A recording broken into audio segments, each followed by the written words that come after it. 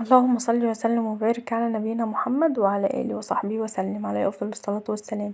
يلا بينا نشوف الفطائر الجميلة اللي احنا عاملينها دي عاملينها ازاي.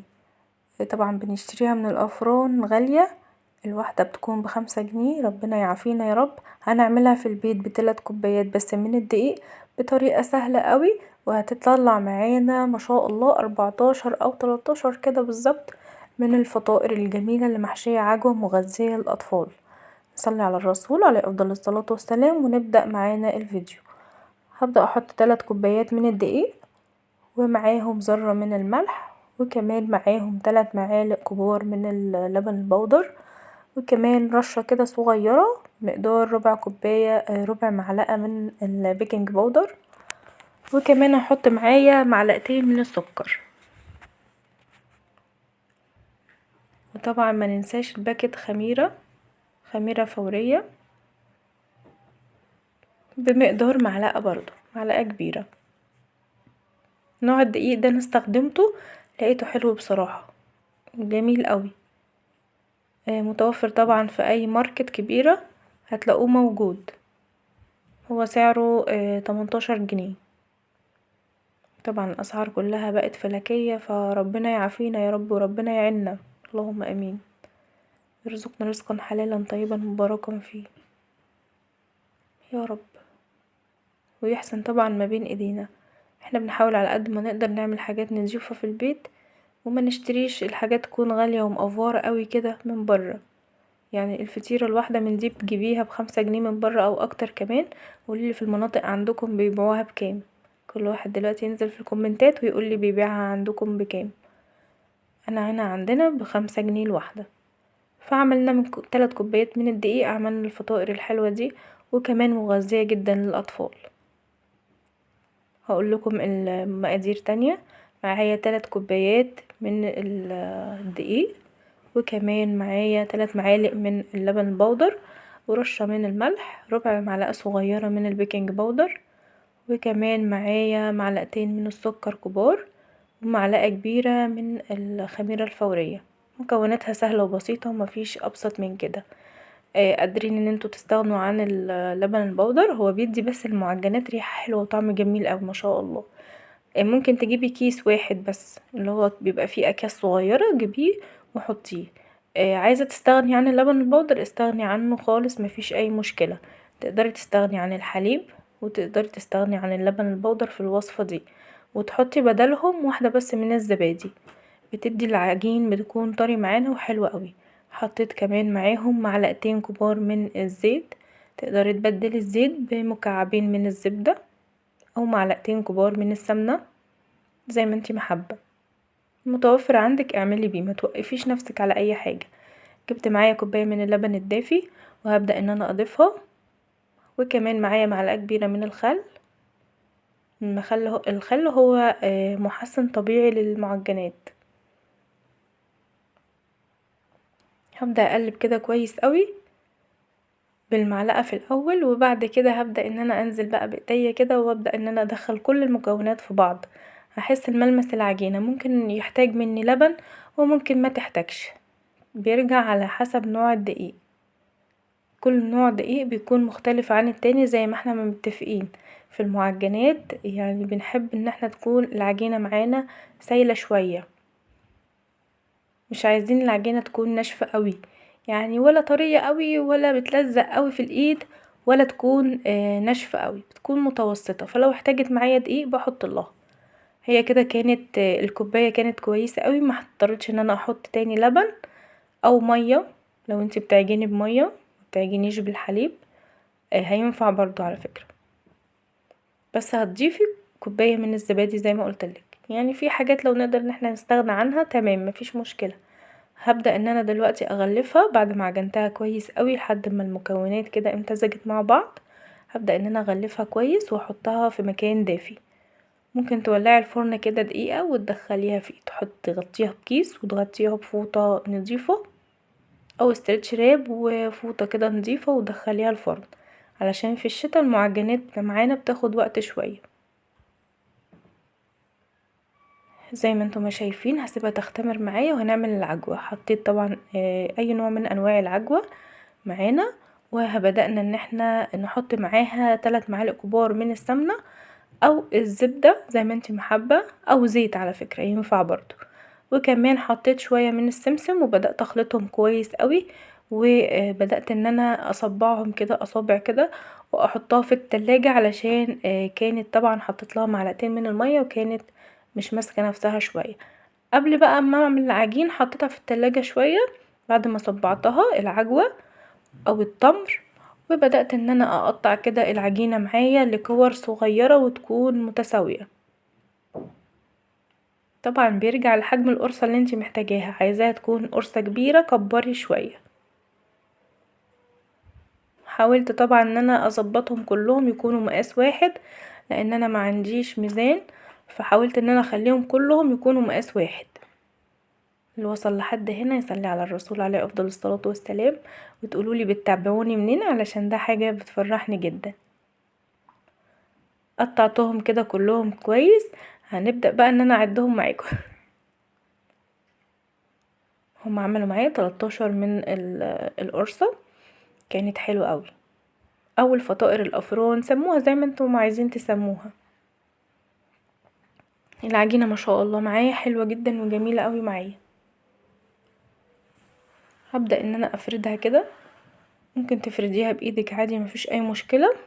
ودي العجوة معانا اللي احنا عملناها بالسمسم، خطيرة حلوة قوي، وكمان مغذية جدا للاطفال، وحاجة بتعمليها نضيفة في بيتك بدل ما تشتريه من بره بالغالي. اعمليه في بيتك ووفري وانضف، وحاجات مضمونة انتي عاملاها بايديكي. طبعا بيكون ماشيين في اي طريق، وبنضطر طبعا لو الاطفال جعانين او حاجة ان احنا نجيب لهم حاجة من يعني فطيرة كده تكون كويسة او حلوة، ممكن ان انتي وانتي رايحة مشوار تاخديها معاكي، بتكون حلوة وجميلة اوي، تكون انتي مجهزاها في البيت وتاخديها معاكي اي مشوار، معاكي اي طفل جاع ولا اي حاجة على غفلة ما تضطريش ان انتي تشتري، تجيبيها ليه ب5 جنيه وصغيرة جدا. ربنا يرحمنا يا رب. فاعمليها بقى في البيت ونضيفة وحلوة وما شاء الله عليها. اسفة طبعا لو الفيديو طويل عليكم، بس حبيت ان انا اوريكم كل حاجة على الطبيعة. وفي بنات كتير ما بيعرفوش يعملوا معجنات، وفعلا ناس كتير قوي قالت لي احنا المعجنات دي بتفشل معانا. فهي بسيطة قوي يا جماعة والله، ما خدتش مني اي وقت خالص، ولا مكونات كتير ولا اي حاجة. زي ما انتم ما شايفين كده بدأت ان انا افردها كويس علشان احط العجوة. هنبدأ ان احنا نضيف العجوة كده ونقفل عليها من الجنبين، واقفل عليها كده من الجنبين كويس قوي، وهبدأ ان انا ابرمها كده علشان الفها معاكم. وبعد كده ما نلفها هنقفلها على بعضها بشكل دايرة كده، بشكل يعني مدورة، وهبدأ ان انا اجيب السكينة واقطعها كده زي شكل الافران بالظبط. عملناها بمكونات بسيطة وسهلة وحلوة قوي، وربنا يحسن ما بين ايدينا ان شاء الله كلنا. طبعا كلكم اشطر مني وبتعملوا حاجات احسن كتير، بس يعني في بنات لسه مبتدئين بيحاولوا ان هما يتعلموا، فانا بحاول اشرح بطريقة كده تكون مبسطة، لان فعلا في ناس كتيرة قوي الفطائر دي بتبوظ منها خالص ما بيعرفوش يعملوها. زي ما انتم ما شايفين كده بجيب من السكينة بالحرف خالص العجينة معانا، وببدأ ان انا اقطعها كده بشكل عشوائي يعني. زي ما انتم ما شايفين كده بتدينا شكل حلو في الاخر وجميلة قوي ما شاء الله، اللهم بارك.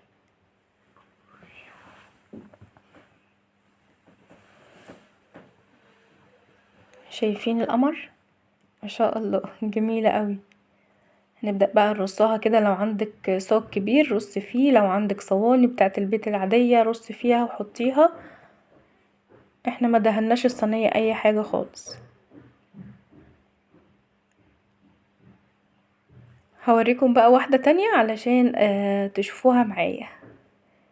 انا اسفة طبعا انا قلتلكم ان الفيديو ده طويل شوية، بس بشرح لكم كل حاجة كده بالتفصيل.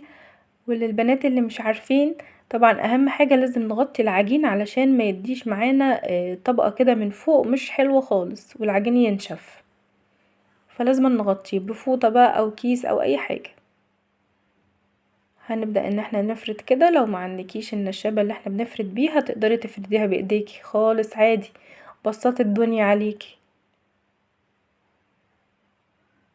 نبدأ بقى نجيب العجوة او التمر، هو مغذي جدا للاطفال وداخله كمان سمسم، وطبعا مكعب من الزبدة كده او مكعبين حسب الكمية اللي انت بتعمليها، وبتاخديه على النار بقى وبتبدأ ان انت تصبعيه، بيديكي ريحة في منتهى الجمال.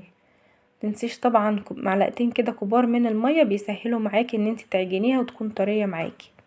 نبدأ ان احنا نقفل العجين زي ما انتم ما شايفين كده على العجوة من جوه، وهنبدأ ان احنا نبرمه كده كويس قوي بايدينا.